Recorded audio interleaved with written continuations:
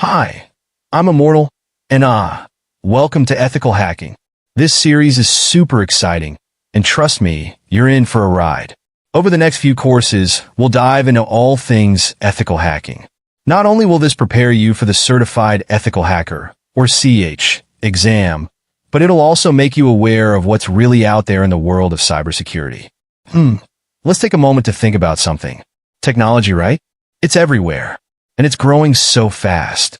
We're living in a technology-driven world, and there's a truth about it that we can't ignore.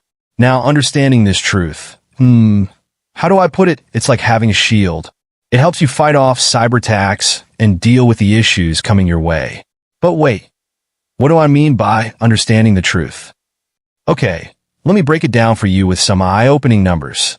Did you know that over 566 million people become victims of cybercrime every year? Yeah, you heard that right. 566 million. That's about 1.5 million victims per day, or get this, 18 victims per second. Crazy, right? And the cost of cybercrime? It's not just about businesses losing money. It affects hundreds of millions of people globally. In a single year, 657 million identities are exposed. Let that sink in for a moment. Here's a quick snapshot. 40 million identities were stolen in the US alone, 54 million in Turkey, and 20 million in Korea. See? This isn't just a one-country problem. It's a global issue.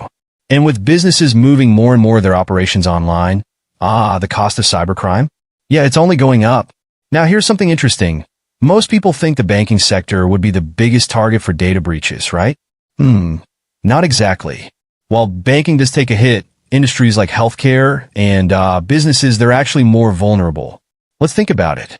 Healthcare organizations, they hold tons of personal data, identity details, social security numbers, even income information. And businesses? Well, they lose more than just money. They lose intellectual property. Here's the kicker. Countries are stealing intellectual property from one another, and as long as it helps them innovate or compete, they'll keep doing it. This is a big issue. So, what do? Governments need to step up. But no, I'm not talking about total government control. Nobody wants that. I mean prosecution. Think about this. If someone breaks into your house, who do you call? Right, the police. They come over and sort it out.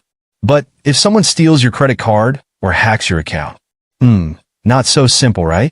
Your bank might refund the money, sure, but who's actually going after the hacker? And if that hacker's sitting in a different country, how do you even begin to deal with that? So, let me ask you this. How protected do you feel right now?